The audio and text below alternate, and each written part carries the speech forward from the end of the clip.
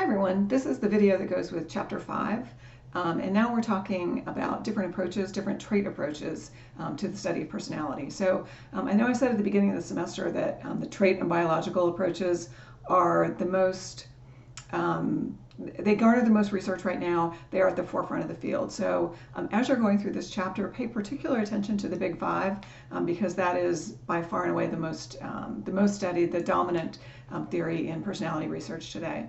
Your book talks about several ways to measure traits or to think about personality using traits: single trait, many trait, essential trait, and then typological. So I want to just briefly go through those, but I think it's a really interesting read. It's a good chapter, so I hope that you find it interesting. I know I did. I try and reread the chapters. I don't get to it every week, but I try. It's a new edition this time, and I try to reread it. And this chapter in particular has changed quite a bit since the last one. So the single trait approach is looking at a trait and saying, if you have that trait, what do people with that trait do? What are they like? What are some of those behaviors? So in your book, when you read the book online, there are two measures. I think it's 5.1 and 5.2. I'm not exactly sure. One is on self-monitoring, the other is on narcissism. And I strongly suggest that you take those. I had thought about putting them into Blackboard in some way so that they would be self-scored. And then I clicked on the book and I was like, oh, well, they've already done it for us. So I hope that you will take the opportunity to take those, in particular before you read that section. So as you get to those in the book, I highly recommend those. So that's the single trait approach. The many trait approach takes a constellation of traits and says, if you have all of these traits, what is this person going to be like, or what are these people going to be like? And so that's a different approach. I'm still using traits, but using them in a slightly different way to understand and explain personality and make some predictions. When you're thinking about the many trait approach, there are a couple of things that you're going to be doing in the assignments this week, and one of them is a Q sort, using a Q set.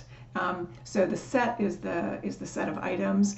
Typically, if you do it in a lab, you use cards, and it can be fun to do that way. You can also do it on the computer, and in the assignment, I've asked you to do it sort of in your head, to look at a list of 100 items, and it's a forced choice thing. So it has to be symmetrical, and if you had 100 cards and you had to sort them in order, you might say, well, I'm like this.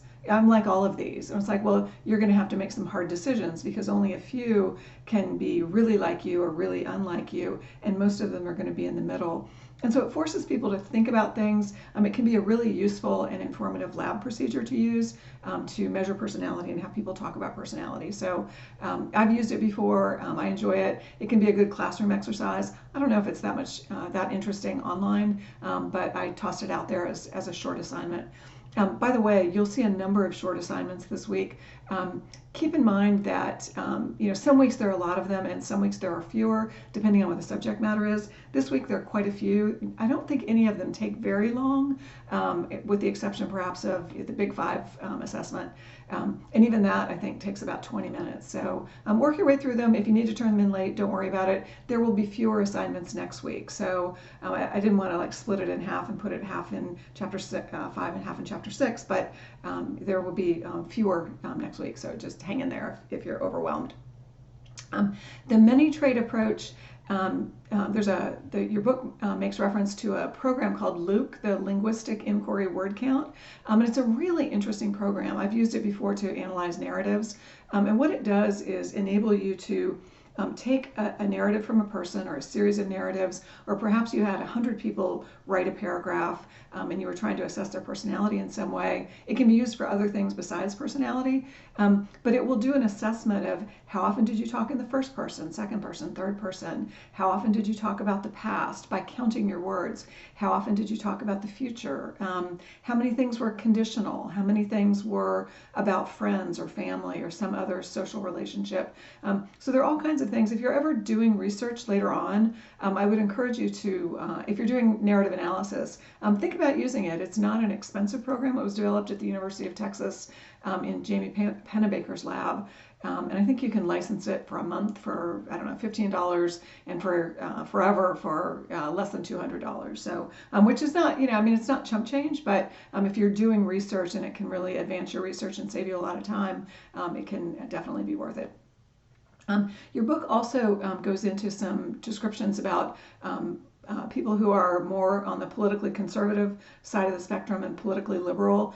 Keep an open mind with that. I mean, there's a lot of research that suggests that people who are politically conservative are also people who value tradition and don't like change as much, and that people who are politically liberal tend to be people who are more up for changing things and changing things up and seeing what happens. So it's not going to be true of everybody, and I hope that you don't feel like you're being typecast, but that's kind of what we do when we're looking at personality types.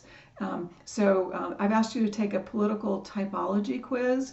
I'm never going to see your results, so it doesn't take long to take. I took it again today, and it's got some interesting questions that you have to make a decision about.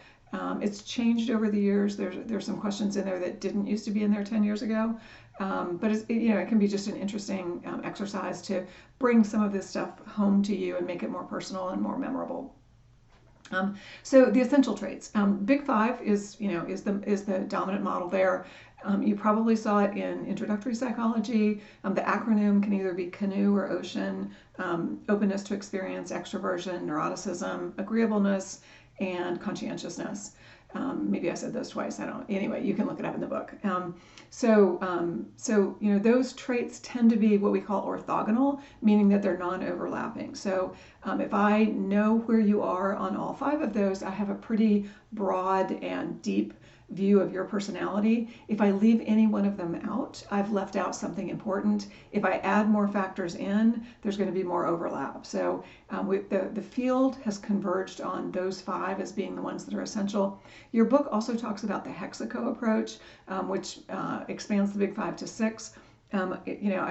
I think for now, for the purposes of this course, just focus on the Big Five and think about how those work and what they are. They're complicated, right? Being conscientious doesn't tell you you need to know more about the person to really understand them. Then the last part is types, and in particular Myers-Briggs. So here's the problem with types.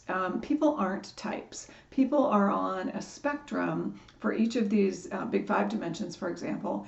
And your book has a chart that I think is really informative and tells you what the biggest problem with types is. And that is if you're using something like the Myers-Briggs and you're either introverted or extroverted, you are extroverted if you are one dot over the line from introverted, or if you're all the way out, way out at the end of the spectrum.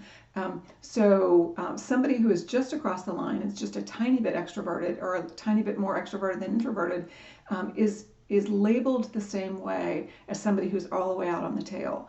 And that's just not how things work. So what you would want to know is how introverted or extroverted the person is, and not just did they fall to the right or to the left of the dividing line in the middle. Problems with the Myers-Briggs, I hope that by the end of this unit, you will be well aware that it's not used in psychology, it's not used for psychological research. I go to meetings from time to time and that are not in the psychology department, and people will say, oh, you're in psychology, you're going to enjoy this, it's the Myers-Briggs. And I'm thinking to myself, they don't want to know what I think about it. I'm just going to keep my mouth shut because it's not helpful sometimes, and I definitely don't want to ruin somebody's meeting. But the Myers-Briggs is essentially useless. It's not reliable, and remember we talked before about reliability and validity.